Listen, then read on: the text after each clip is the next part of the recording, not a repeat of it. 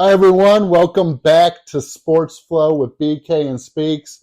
I'm BK. I'm Jesse Spica. Sorry, I forgot to introduce myself last time. A little blunder on my part. Can't tell I went to school for this or anything. But yeah, let's go. Yeah, so we're going to get back into it here. First off, I'd like to say thank you to everybody who listened to the first podcast Absolutely. and provided us with feedback. We really appreciate it. Yeah.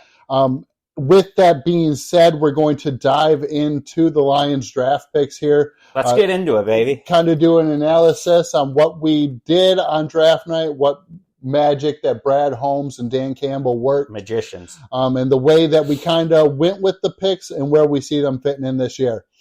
So right out of the gates, I'm going to talk about our first pick here as the Lions had the 6th overall pick. We decided to trade back from 6 to Arizona.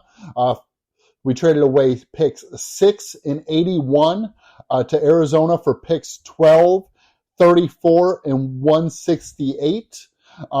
Arizona ended up moving up in order to draft tackle Paris Johnson out of Ohio State with pick 6. I know he was high for Kyler Murray, so that's their rationale for that. And the Lions felt like they could get their guy at 12, so they decided to slide back in hopes that he would still be there. With pick 12, the Lions selected Jahmyr Gibbs, running back out of Alabama, 5'9", 199, and Gibbs does just about everything from the offensive side of the ball.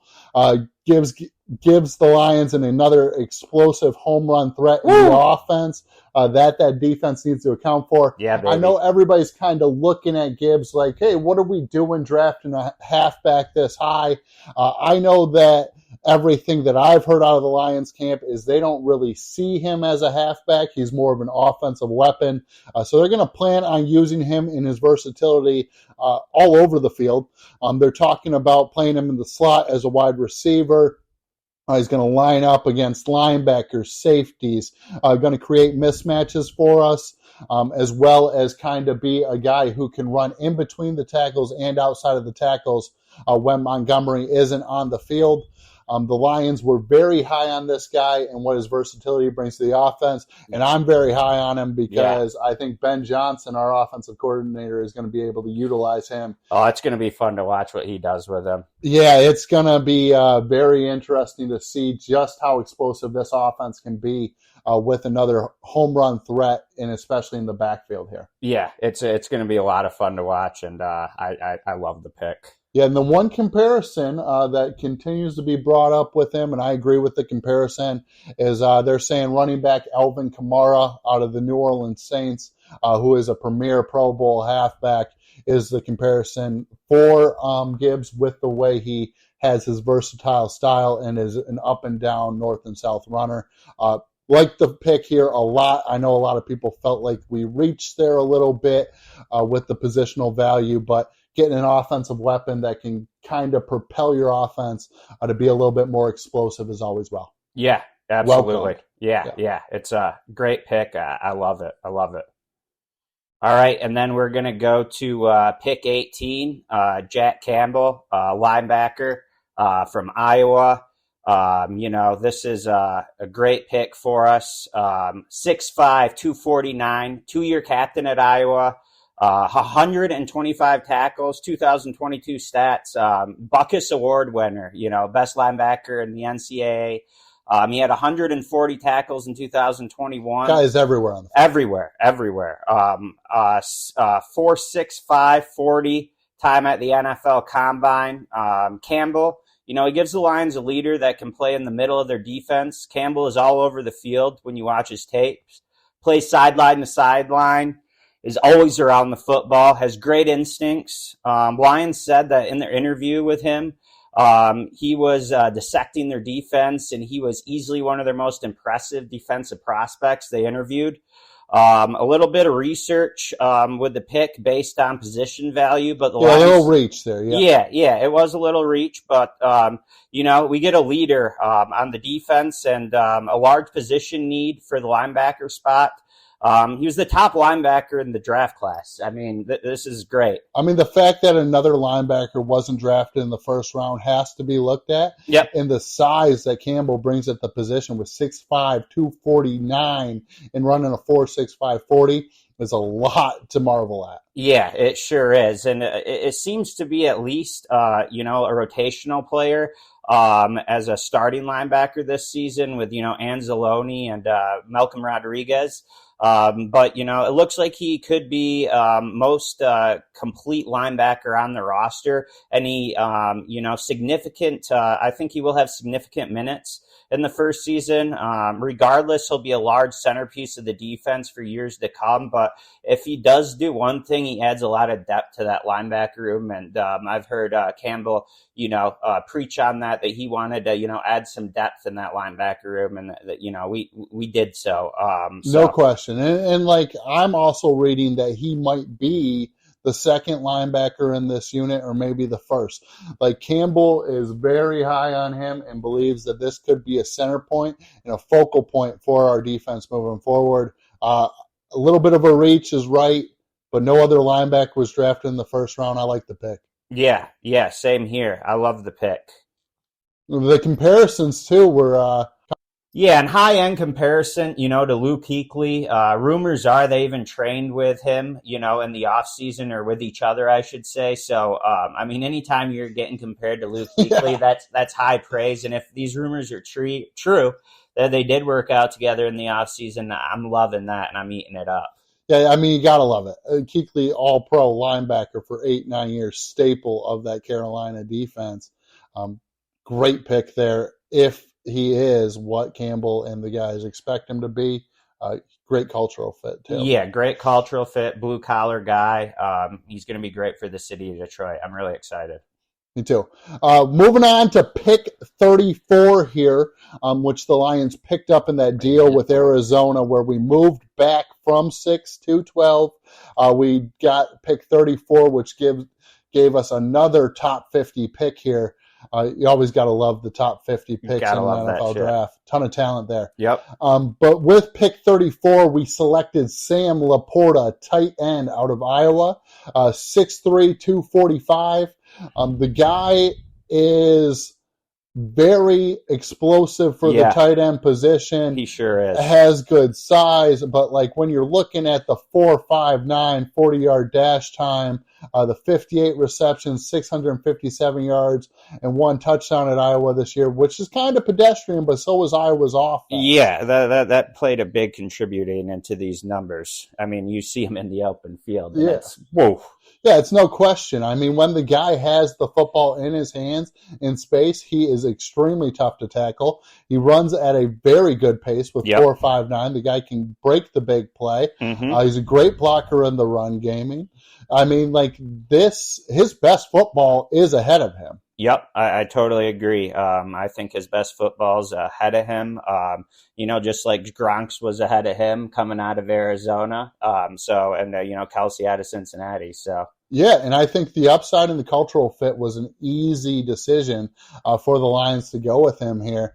I think he'll be a weapon in the Lions passing attack this season. Hell yeah. Based off of the talent that they have in that room right now. Yep.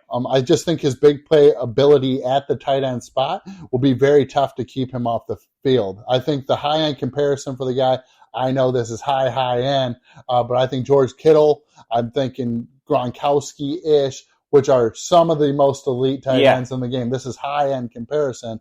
But when you see the guy in the open field, the comparisons are there. Yeah, they are. I watched the tape, and I was, amazed to see what he is like in the open field, and it's reminiscent of the both of them. So, like the pick, we'll see what the upside lies for him, but certainly is a lot to have there. Yeah, absolutely. Moving on to pick 45, Brian Branch. Brian Branch, baby. Love this pick. DB, Alabama, 6'10", 190.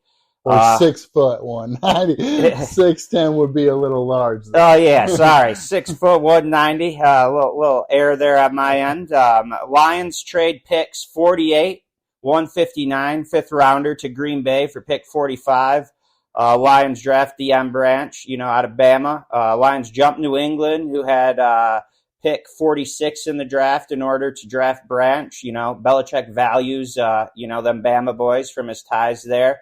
Always has in the draft. Yeah, he always has. And, I had him in my mock draft going to New England in the first round. So it's just funny how this worked out. But 2022 stats, 90 tackles. It's a hell of a lot of tackles for safety. 2 interceptions in 2022. 4 missed tackles in 3 years of playing at Alabama. That's amazing. It's incredible. It's unheard of. 172 tackles altogether.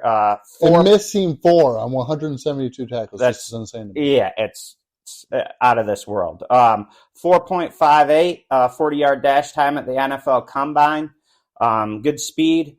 Branch can be an immediate contributor in the secondary for the Lions.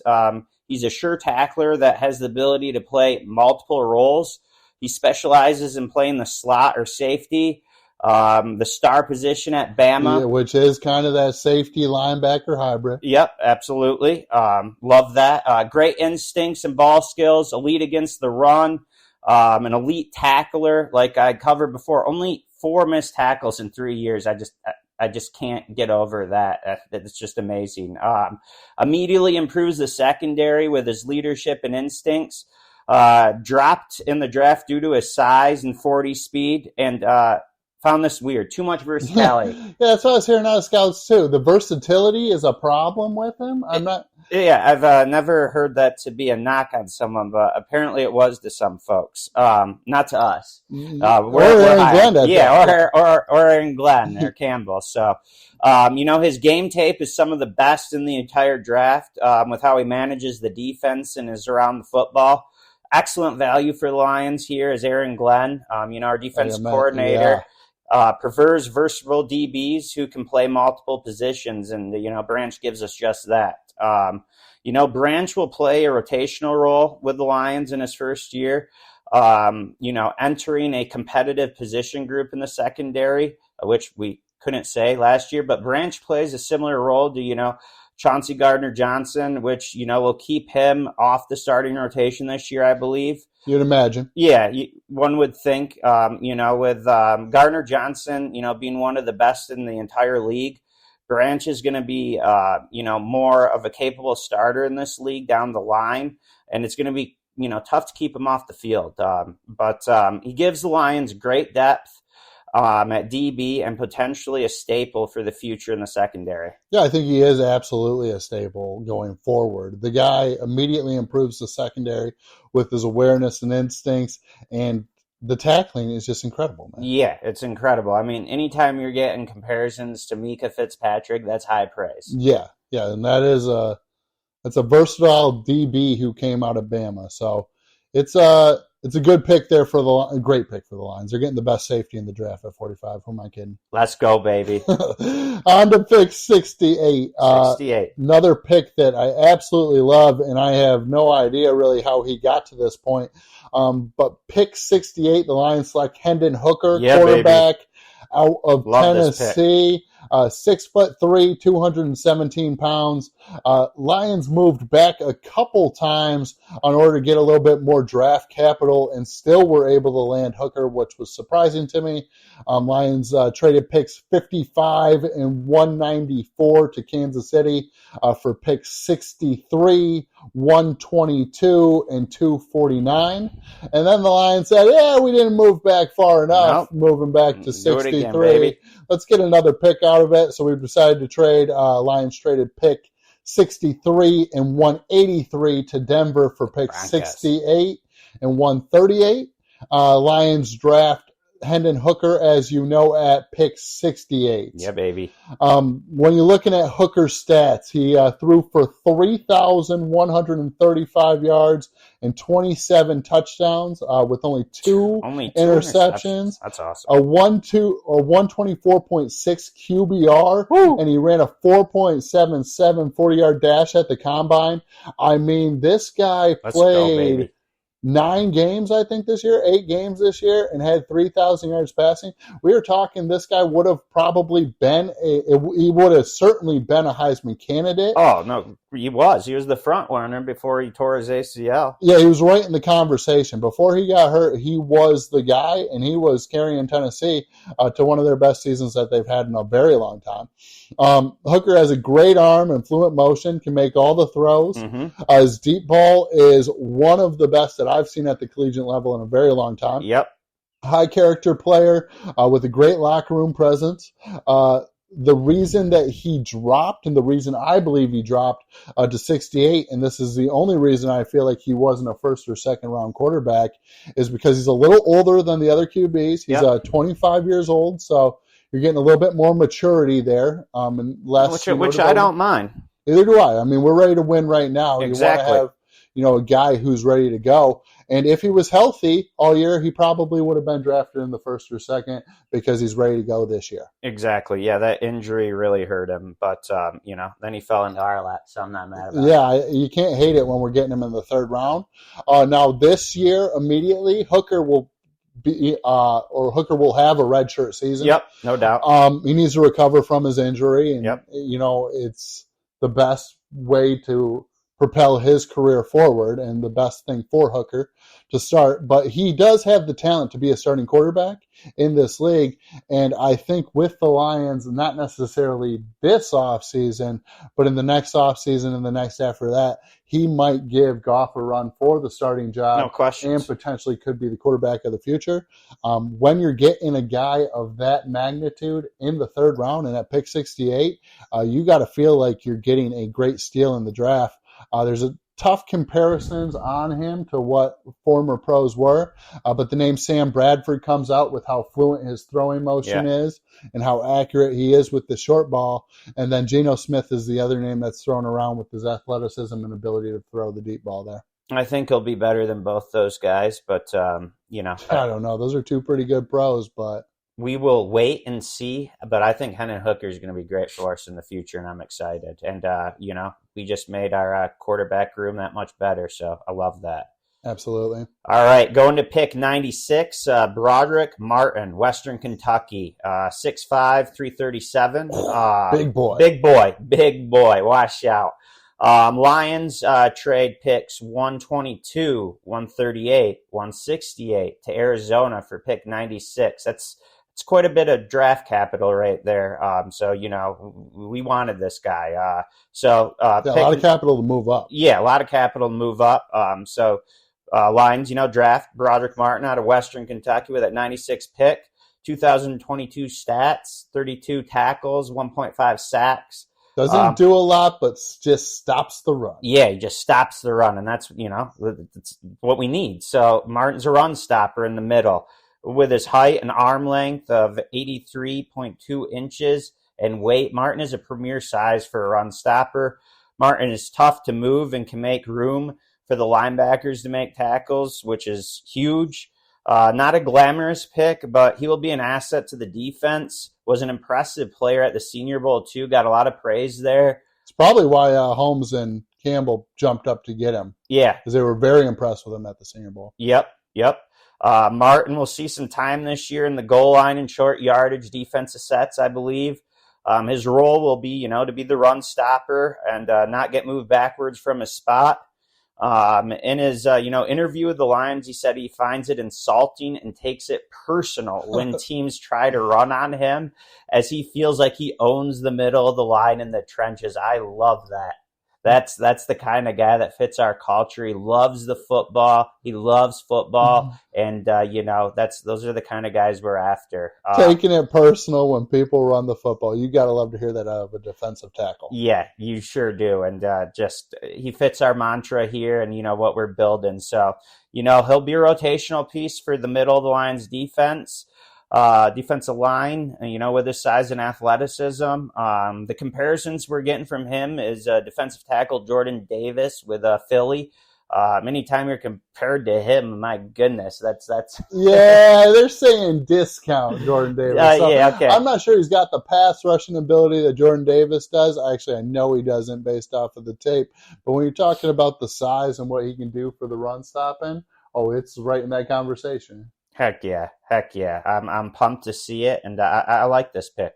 Yeah, so do I. I think defensive tackle was a need for us, and he's going to help us stop that run. That's exactly what we're looking for. No doubt. Pick 152. 152. Kobe Sourstill, offensive lineman out of William and Mary, 6'6", 301 pounds. Kind of a surprising pick here for the Lions, but there's a lot to like about him. Sourstill was a 5-year starter at William and Mary. He got an extra year of eligibility with COVID in 2020. He was a team captain who has 46 starts, has a lot of versatility with his ability on the line, but he's most likely to play a guard in the NFL due to his size. Has a great feet, has a lot of experience, and grit was said to be a primary reason on why he was selected. That fits our culture right there. Heck yeah, man. I love it. Yeah, I think he's a good pick there. Team captains are always big with the Lions culture. They are drafting team captain after team captain because those are the best locker room guys. What Sourstill will do for us this year is he'll bring us depth to our offensive line, and the changes could be happening at that guard spot next year with the re-signings and the way that we have to address the Jonah Jackson contract. We'll see what happens with it, but he's a good depth piece for us there. And it's never bad to have depth on the offensive line, as it seems like every year there's an injury there. So I love this pick to add some more depth for us with an already established offensive line. Yeah, he's certainly a second teamer, but you need to have somebody there to be a rotational guy in case of injuries or whatever you may have there. The comparison that we have is Luke Goedeke, the starting offensive guard for Tampa Bay. There's no question about it. He is small for his position at the guard spot, but with the feet and the production, he should be a great piece for us there. Yeah, absolutely. I couldn't agree more. I think this is, we needed to add a little depth, and, we did so. So I'm excited to, see how he pans out for us moving forward. Me too. All right, let's get to pick 219. Antoine Green, wide receiver, North Carolina, 6'2", 199. 2022 stats, 43 receptions, 798 yards, 7 TDs. 18.6 yards per catch. That's great yards per catch. Yeah, pretty insane. 20-yard or 100-yard football field, and the guy's getting 28 catch. Yeah, I mean, it's great. I remember when Marvin Jones led the league, he was close to 18.6 yards when he was with the Lions the first time around. So that's great production. 4.47 40-yard dash time at the NFL Combine. Green gives Lions great value with this pick. Add some much needed depth to their wide receiver room, high upside. Green's explosive, big play threat on the outside. His 18.6 yards per catch on the 40-plus yard reception is both extremely impressive. With the 40-plus receptions, it's crazy to get 20 yards a carry. It really is. I mean, that's extremely impressive. I'm excited for that. He'll be a great depth player, maybe even a rotational player in the position group going forward. Green may see some minutes earlier this year if he impresses at training camp with the 6-game suspension with Jameson. Green may end up being the 4th or 5th guy in the group to start the year. Green gives the Lions good replacement for the losses with their suspensions at the position group with the wide receivers. So comparisons, Donovan Peoples-Jones, former Wolverine, go blue. I never get mad when we're getting compared to Michigan wideouts. So not a bad comparison there. Yeah, and I think what you get with Antoine Green, too, is, I mean, you're talking about a situation where the guy did have a little bit of drop issues, but he's a stellar athlete on the outside. Lions need somebody who can play the Yeah. outside and be a big play threat. Why not take the flyer here at 219 and, see if you could get a depth guy? It'll be interesting to see how things pan out with him. Yeah, I think he's going to fit in well, and I'm excited for this guy. Yeah, yep. All right, so now we're going to move on to our rookie picks. Yeah. And in the rookie picks category, we're going to do a biggest impact for the first year. Yep. We're going to do a best value pick for the Lions here and the biggest surprise pick for the Lions here. So I'm going to dive into it right out of the gates with my biggest impact first-year player, and then we'll pass it to Jesse, and we'll just kind of go back and forth like this.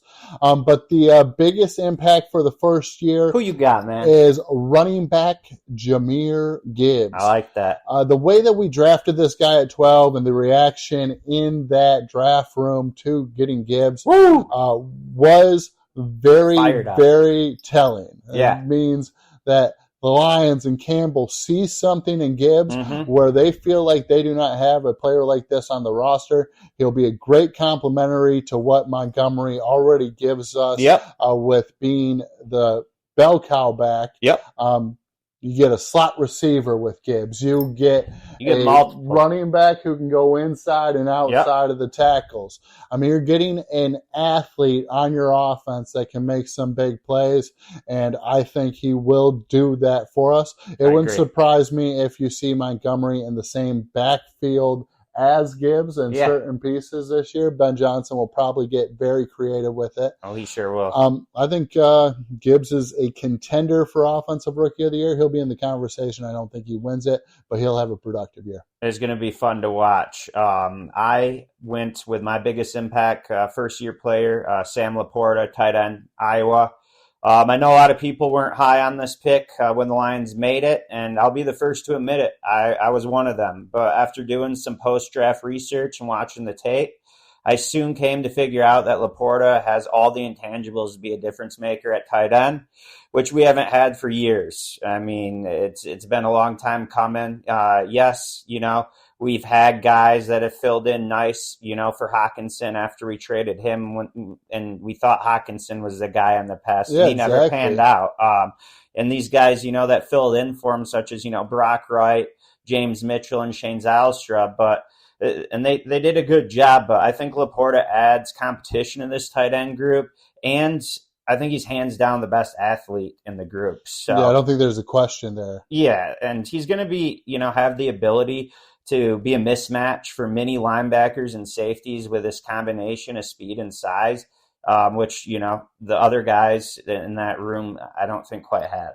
Yeah, I would agree with that. I think Laporta has the size and speed to be special at the position.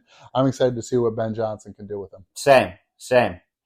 So I'm going to move on we're going to move on now to the best value pick for the Lions in the draft. And my pick is quarterback Hendon Hooker. Love it. I know that a lot of people are very high on the Branch pick as the value pick for obvious reasons. I am. I mean, I think you're getting the best safety in the draft No in doubt. the second round. But I'm going to go with Hooker. Right. Honestly, I think if Hooker was healthy entering the draft, he would have probably been a first-round selection. No questions asked. The guy was in the Heisman Trophy conversation this year. I know he's a little bit older with him being 25 and everything, but we're talking about a Heisman Trophy contender, probably the winner if he stays healthy. He didn't tear that ACL, man. I mean, he single-handedly beat Bama. Yeah, I mean, he was tossing it all around the field, and Tennessee was rolling when he was healthy.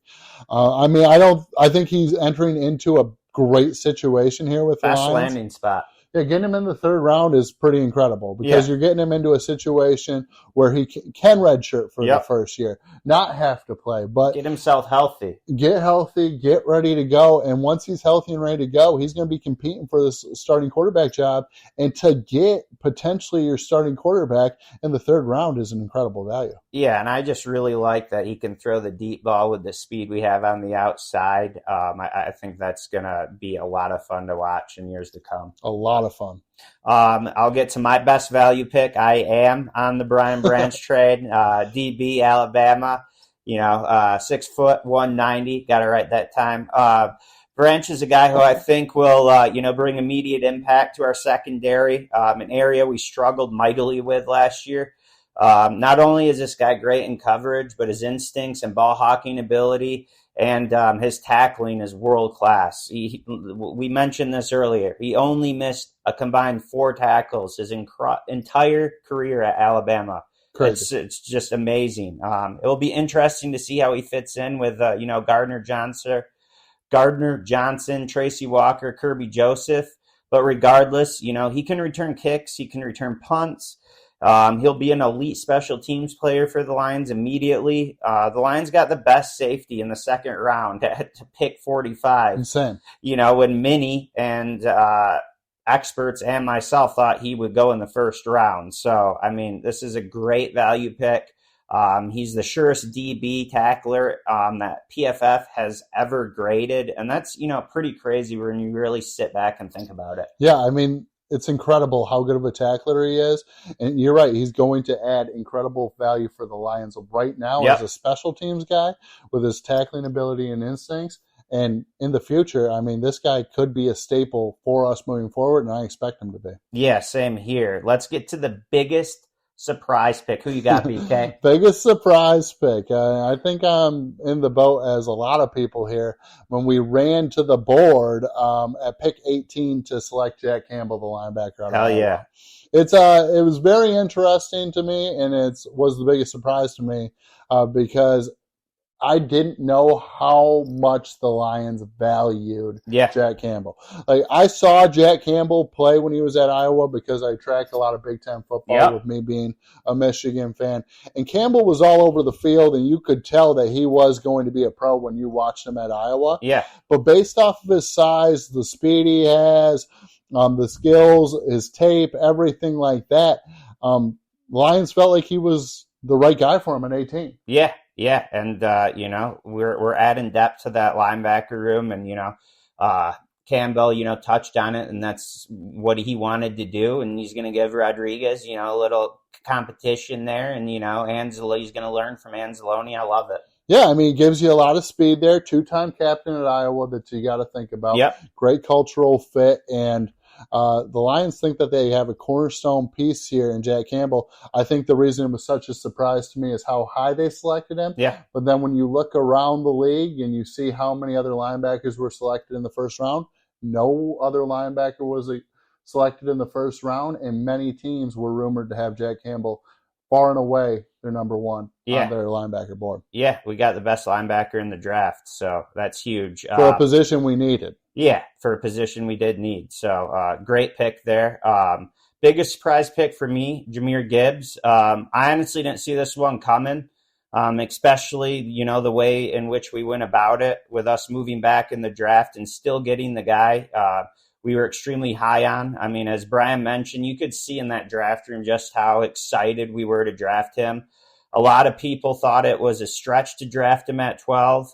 But when you see the reaction in that draft room, you can tell and, see how much of an impact we think he's going to have for us. It's quite obvious the way we feel about Gibbs is going to be an immediate impact player for us with his versatility and ability to take it to the house each and every time he touches the ball.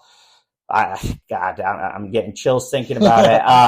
I think the Lions believe that Gibbs will be way better, a complementary player to Montgomery than Swift was to Williams last year. So all in all, we upgraded at the running back position. And, we pretty much said we're committed to running the ball this year, and we're going to run it down teams' throats. Yeah, you get that offensive line, which we know is one of the best in the league here in Detroit, and then you're talking about adding an explosive weapon like Gibbs. I think it was surprising to a lot of people that the halfback was taken that high, but I think when the Lions were looking at Gibbs on their board, they weren't seeing a running back. No. They were seeing an offensive weapon. Yep, that's exactly it. He's going to be like Debo. Yeah, and that's exactly how they're going to use him. So it'll be cool to see, and boy, am I excited for this offense after the way they finished last year in those last 8 weeks of the season and then adding these pieces Woo! around them. Let's go, baby. I'm pumped. Yeah, it is. It's a lot to behold there, Speaks.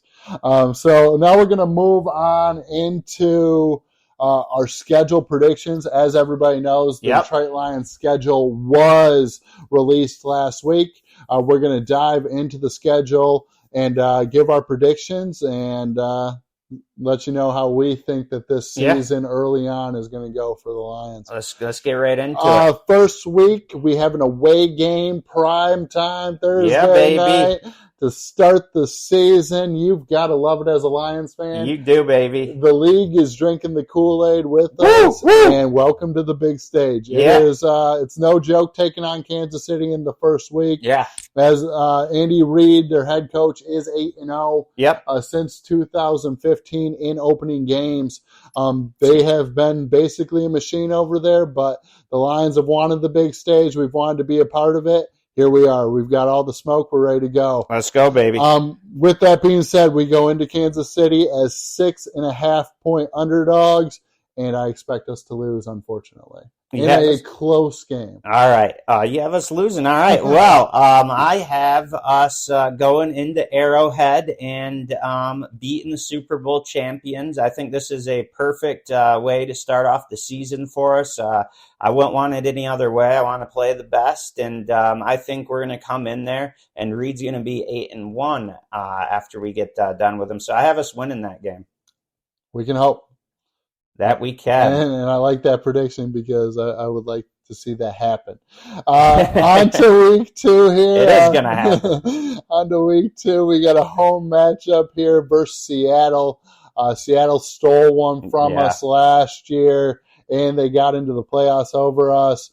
I think you're going to see Detroit with a redemption game here at home as we are 2-point favorites in the game.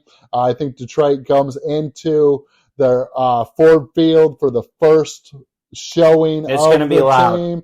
Going to be loud, sellout crowd. Yeah, baby. Too much for Seattle. We get the win there. Yeah, I also have us winning this one. I think this is going to be circled on a lot of the former players' calendars, with them getting in the playoffs over us and how they beat us last year. I think we win this one as well. So I got us at 2-0. 1-1 to start the year, but we're going to move on to week 3. Week 3, we got another home matchup versus the Atlanta Falcons, a young crew over there. They got a lot of new pieces with what they brought in free agency. Detroit is 5-point favorites. The home field advantage carries us through again. I believe we get a win here. Yeah, I also have us winning. Atlanta's very young, inexperienced team, still figuring things out. You didn't get much, game film on Ritter last year, so you don't really know what you're getting there. But yeah, I got us winning. So I got us at 3-0, headed into week 4. Perfect. We're going into week 4, and we got another primetime matchup. Prime time, baby. Gotta love it. Thursday night versus the Green Bay Packers at Lambeau Field. You know how I feel about these Thursday night games. I absolutely hate them. Not a fan either. They are an injury trap, and the teams are usually not very well prepared for it. But you got to like the prime time for the Lions, so it's a trade-off there. Yep. Lions are 1.5-point favorites going into Lambeau, which is pretty surprising to me based off of the history, but you got to love the upward trend with our team here. And we're going to go into Green Bay on that Thursday night and unfortunately lose. Oh, wow. Really? All right. Well, I have us, winning this game because there's a new king in the NFC North, and I'm not afraid of Green Bay. Rodgers is gone. It's the love there, and I don't think Love's going to be in the air in Wisconsin that night, and we're going to win that one. We're going to start off the season 4-0. No, I would like that. I mean, I think the inexperience with Love out of the gates could bode well for the Lions, but that Lambeau crowd with that defense will be tricky. Yeah, no, they have a great defense, but there's a new king in the NFC North. We're winning that one. I love it. All right, now we're going to move on to week 5 here. We're talking about the Carolina Panthers coming to town to face the Detroit Lions. Detroit is a 5-point favorite in this game, and this is another one of those redemption games where Detroit had the ability to basically seal their playoff fate last year if they would have beat Carolina in Carolina. Unfortunately, Carolina came out and handed us a loss that day. Blew our doors off. I think the Lions get redemption here and end up winning it. Yeah, I think we get redemption as well. I think this is another one that's circled on the calendar for a lot of returning players. I think we get the W. We're at home this time. No more DJ Moore. I think we get the W. 5-0 over there, huh? 5-0, baby. 5-0. I'm drinking the Kool-Aid. And this is a favorable schedule, if I'm going to be completely honest. Yeah, it is, Speaks. I mean, right out of the gates, you gotta like where we are. And I'm still going to go with the 3-2. The suspensions are going to loom, and Kansas City's a monster, and Lambeau's tough. But yeah. We move on to week 6 here. Week 6. We're talking away game versus the Tampa Bay Buccaneers. Detroit is 3.5-point favorites, to be expected probably on the road with the changes that Tampa has there. Tom Brady retiring and the quarterback uncertainty probably gives Detroit that spread there. Yep. And I'm expecting Detroit to go into Tampa and get that win. Yeah, this one was a tough one for me because I honestly don't remember the last time the Lions played good in Tampa. So I was hesitant, but they have a lot of transition going on with the Golden Boy being gone. So I have us winning. I just think we're more of a complete team now. So I have us winning. So that is 6-0, baby. What a start. Let's go. All right, now we're going to move on to week 7. Week 7. And a heavy test looms. Yes. As we are on the road facing the Baltimore Ravens. Baltimore is hostile environment. 2-point favorite in this. They got Lamar Jackson back. They got that defense. They got the firepower.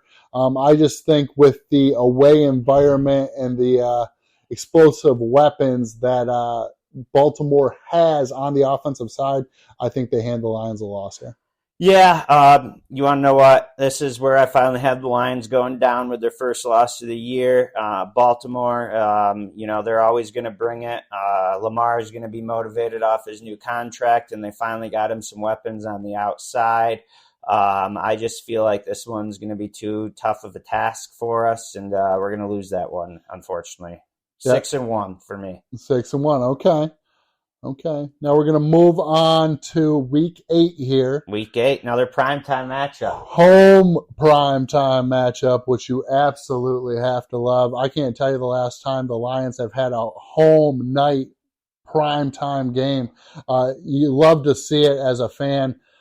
Sunday night game versus the Las Vegas Raiders. The Raiders are 3.5-point favorites, and the Lions come out with Jameson Williams back from the suspension in his second week.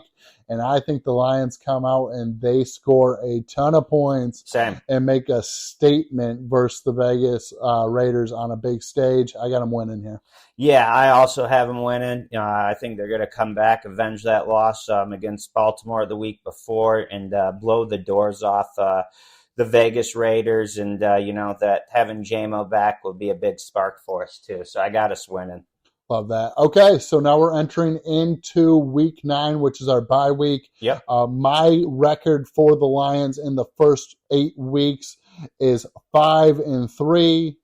And I got us at 7-1. Jesse's got us at, or Speaks has us at 7-1.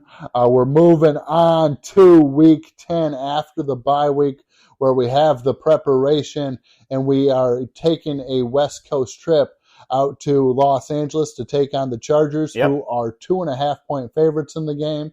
I think the Lions, coming off the bye week and being prepared and, getting that rest week, they get a good game plan together and they go in and sneak out a victory here and beat the Chargers. I love the optimism. I have us losing this one though. Unfortunately, we didn't fare so well after the bye last year, I should say. We shit the bed against Carolina. Wasn't good. I wanted to go the other way, knowing we had the bye, but I just think the Chargers are going to be too much, and we're going to lose that one, unfortunately.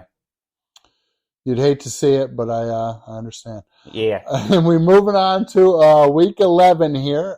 We have a home game versus the Chicago Bears. The Bears. The Bears. And the Lions are favored by 5 points here. The Lions take care of business at home, per usual. The Bears are too young. I think they're building their roster. I don't think they're quite there yet. And the Lions are a very tough opponent to play when they're at home. So I think we take care of business. Yeah, I think this is a no-brainer. I don't think the Bears are quite there yet. I have us winning this one pretty easily at home. So I got us at 8-2 here. 8-2. Okay, we're looking at 7-3 here. All right. On my side of things. Not too far off with each other's. Not too far off. We're going to move on to the Week 12 slate, which is, the staple in the state of Michigan, as we have our classic Thanksgiving only Thursday games acceptable, in my opinion. Yep, prime time, right in 11:30 slot, right before we're all about to eat. But the Lions are hosting the Green Bay Packers this year on Thanksgiving. Nice rivalry division game. Love that matchup on Thanksgiving. Lions are 4-point favorites, and I expect us to win like we usually do. I think we'll play well on Thanksgiving. Yeah, I have us winning as well on Thanksgiving. I like this matchup a lot, and I think it'll be a fun one, but I have us winning as well. Good pick. So I got us at 9-2 now, heading into the next week with New Orleans. Yep, I'm sitting at 8-3 as we go into 13 at the New Orleans Saints, which is no easy task to go into the Superdome. But the Lions are going into the Superdome as 1.5-point favorites, and they're going to grind it out, and I think they're going to get a win here. Yeah, I also have us winning. I think that Derek Carr will, be forced into some turnovers, and I think that'll be the difference. And he likes to turn the ball over, so I think we win that game as well. Yeah, I see that being kind of a defensive struggle there, though, with New Orleans defense and that crowd. Yeah, no, it's going to be a close game, but I think we're going to win that one. Be a good one for sure. We're moving on to Week 14 here, and now we're away at Chicago as a 1.5-point favorite. I like Detroit again to win here. I think Chicago will come in guns a-blazing. We're talking about a situation where they really want to beat Detroit, who a lot of people feel are the top dog in the division. Mm-hmm. Chicago's knocking on that being competitive in the division. They got the young talent. They got Justin Fields. But I just think the Lions grind it out and end up getting a win there, too, to go into 10-3. All right. I also have us going into Chicago, sweeping the Bears this year. Maybe they'll get us next year, but I imagine they would. But I think this year we will too. Yeah, I think we're going to get this W and go on to the next week being 11-2. Love to see it. Same. Now we go into another home slate for the Lions, fortunately. We get Denver coming to town as we are 2-point favorites. Denver's got a lot of moving pieces there with the new coach and Sean Payton. Great coach. They got a lot of talent there. If he can turn things around with Russell Wilson, they'll be very competitive. But I think Detroit at home is too tough for them to deal with, and I think we get the win. Yeah, I agree. I think it'll be too tough for them at home. It's a hostile environment. Many players, talk about it. And, I have us winning that one as well. So I got us at 12-2 now. Yeah, I'm 11-3 entering into Week 16. Now, I think things get interesting at Week 16 same. Because there's a lot of moving pieces going on with Minnesota right now. People don't know if Dalvin Cook's going to get released. Weird situation. Or traded, and it seems like they're kind of, trying to cut back on their cap. But they were competitive last year, and we're away to start with Minnesota, and Minnesota currently is a 1-point favorite. Yep. As it stands right now, I know it's tough to go into Minnesota, and I think they get us, and I think we lose this one. Yeah, I think the Purple People Eaters, hand us another loss here, unfortunately. They always play us good at home. That's a tough environment, and, they still got a lot of good players on that team, even though they're, in a little bit of a transition with some players and a little uncertainty. But, I have them winning that game, unfortunately. Going to be a tough one for us. Yeah, it will be. Week 17, we're moving on, and we are away again versus probably a playoff contender at this time. It's going to be a very high-stakes game, I'd imagine, for both teams. We're facing Dallas away, and Dallas is a 2.5 favorite. Unfortunately, I know how the calls kind of go in versus Dallas. As a Lions fan, I think the Lions go into Dallas, don't get a lot of calls to go their way, and Dallas ends up with the win there. Yeah, those are all really good points because if you're a diehard Lions fan like me and Brian are, we know firsthand just how unfavorable the calls are in Dallas for the Lions. But with that said, I have us beating America's team in the Cowboys. I think we're a more complete team. I've never been too high on Dak, and I've never been too high on McCarthy, except for when he's paired with Rodgers, and after that fell apart. I don't think he's done a great job in Dallas, and I have us winning that game. So I got us at 13-3. And then 13-3 entering into week 18. I got us at 11-5. I like Jesse's optimism a little bit more than I'm drinking the Kool-Aid, baby. A little bit more than mine, but favorable schedule. Going into week 18, I can tell you, even with my predictions, the Lions will be competing and may be in firm control of the NFC North, the division at that point, which would be very exciting for all of us Lions fans to be competitive at that level in the division. Week 18, we enter into a game at home to conclude the season versus Minnesota as 2.5-point favorites. I think this game could have some playoff implications and division implications if Minnesota stays competitive. But who really knows, again, what that's going to look like with the moves they're making. But I think Detroit wins it and also wins the NFC North with this one.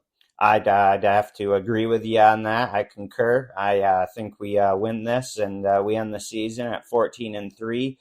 Winning the NFC North, and we're playoff bound with a bye week. I would have never, thought that after, all these rough years. But, we started the season off hot. Ended the season hot last year, and we've just made some, great additions in free agency, and I love the picks that we made in the draft. So, I got us at 14-3.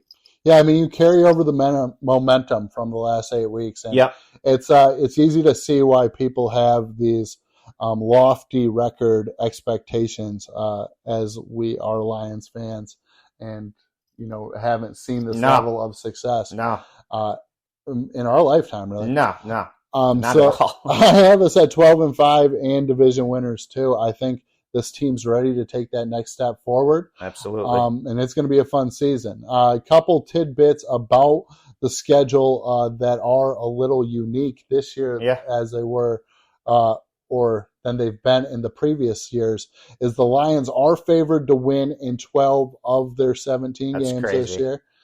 They do have 4 primetime games, which they had one last year, which was a flex with that Green Bay game at the end of the season. Lions are playing in 3 Thursday night games, which we don't, or Thursday games that we don't necessarily except for the Thanksgiving one. We're okay with that. It's tradition. And with the Chiefs, it will be that's season. fun. That's fun. So really just one of them, but Yeah. you still don't like the Thursday games. And then my prediction, as well as Jesse's, is the Lions do not lose at home this season No. and end up winning the NFC North and get a playoff game. Yeah, it's going to be fun. Hostile environment in Detroit, and I'm excited to see how this season plays out. Yeah, me too. Well, thank you for joining us for Sports Flow with BK and Speaks. We appreciate you listening, and thank you. Till next time. Yeah, till next time, and thank you so much for tuning in.